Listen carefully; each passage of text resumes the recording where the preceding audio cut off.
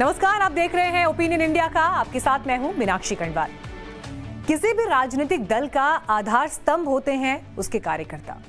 वो कार्यकर्ता जो जमीन पर रहकर पसीना बहाते हैं, पार्टी का प्रचार करते हैं, चुनाव के वक्त घर घर जाकर लोगों को पार्टी के पक्ष में वोट डालने के लिए प्रेरित करते हैं। पार्टी की सरकार बनती है तो कुछ बड़े नेता मंत्री बन जाते हैं, कुछ निगम या बोर्ड वगैरह में मलाईदार पद पा जाते हैं। लेकिन गांव खेड़े में बैठा ईमानदार कार्यकर्ता बस ये देखकर खुश होता है कि उसकी पार्टी सरकार में आ गई है। वो जिस विचारधारा को लेकर समर्पित है, उस विचारधारा की पार्टी अब देश संभालेगी। दिलचस्प ये है कि अलग अलग पार्टियों के करोड़ों कार्यकर्ता निस्वार्थ भाव से पार्टी की सेवा करते हैं, पार्टी को खड़ा करने में अपनी उम्र खपा देते हैं। लेकिन ऐसे कार्यकर्ताओं को पार्टी के बड़े नेता कहां याद रखते हैं। लेकिन जब कभी ऐसा मौका आता है कि जिस पार्टी की नींव में किसी कार्यकर्ता का खून पसीना लगा हो और उससे देश के रक्षा मंत्री मिलने पहुंच जाएं, तो ये मुलाकात यादगार हो जाती है। और आज ऐसा ही हुआ।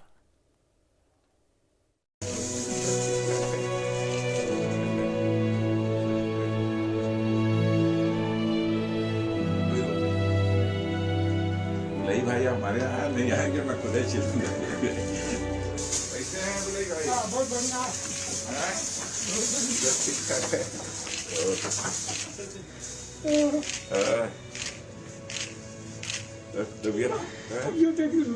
मस्त मस्ती आ गई। हाँ, जवानी आ गई। ये तस्वीर, ये मुलाकात जितनी भी बार देखेंगे अच्छी लगेगी, खुशी होगी। चलिए, आप सारे देश भर में लगभग शायद अभी इस समय सबसे बड़े आप ही होंगे। काम करता हूँ। सियासत का ये शिष्टाचार, आचार और विचार विरले ही देखने को मिलता है। मौजूदा दौर में ऐसे दृश्य दुर्लभ से हो गए हैं, इसीलिए इनकी अहमियत भी बढ़ गई है। बढ़िया। मैं देखा कि आप कथा मिलने वालों में, मैंने कहा कि भाई अब मैं खुद ही जाके मिलूंगा।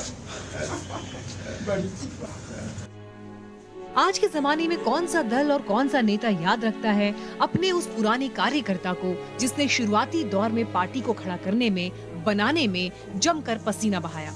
खासकर वो जो सत्ता में होते हैं, सत्ताधीश। देश की राजनीति की यही विडंबना है कि जो कार्यकर्ता किसी पार्टी को बनाने में अपनी जिंदगी खपा देते हैं, वो भुला दिए जाते हैं। कभी जाने तो कभी अनजाने। इनके दुख दर्द की खबर लेने की जहमत कोई नहीं उठाता। पर रक्षा मंत्री राजनाथ सिंह ने लीक से हटकर काम कर दिखाया। चलना है और भगवान ने कोई रोक नहीं दिया। कोई रोक नहीं दिया। कोई और जिंदगी पहले की तरह से चलना है। जनसंघ के वक्त से पार्टी से जुड़े एक मुलाकात हुई।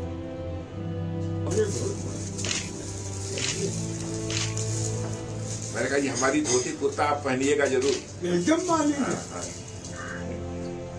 राजनाथ सिंह से मेल मुलाकात और वार्तालाप के ये क्षण भुलई भाई के लिए भावुक कर देने वाला। सारे देश भर में लगभग शायद कोई बात रहा करे तो टेलीफोन से भी आपको बतला दिया करें, ठीक है ना?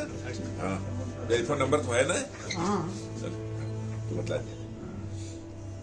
आप बैठिए, आप बैठिए। भुलई भाई का पूरा नाम नारायण उर्फ भुलई भाई है। वो उत्तर प्रदेश के कुशीनगर के रहने वाले हैं। जनसंघ के जमाने से ही बीजेपी से जुड़े हुए हैं। कुशीनगर की नेबुआ नौरंगिया सीट से भुलई भाई 2 बार विधायक भी रह चुके हैं। पहली बार 1974 से 1977 तक और दूसरी बार 1977 से 1980 तक। इसके अलावा इमरजेंसी के दौरान वो कई महीनों तक जेल में भी रहे। भुलई भाई अपनी सादगी और ईमानदारी के लिए जाने जाते हैं। यही वजह है कि जब राजनाथ सिंह खुद चलकर भुलई भाई के पास पहुंचे तो उन्हें कृष्ण और सुदामा की मुलाकात याद आ गई। मुलाकात में जैसे कृष्ण जी सुदामा से मिले थे, वही रूप रहा, वही भाव भी रहा। उनका जो भाव था, मिलने का जो तरीका था, वो बहुत उत्तम था। इसके बाद हमने कहा कि आप हमारे यहाँ आइए। कहा जरूर आएंगे। सियासत का ये शिष्टाचार सराहनीय है, स्वागत योग्य है। Bureau report, times now Navbharat. नहीं भाई हमारे यहाँ नहीं आएंगे, मैं खुद ही चिल्लाऊंगा।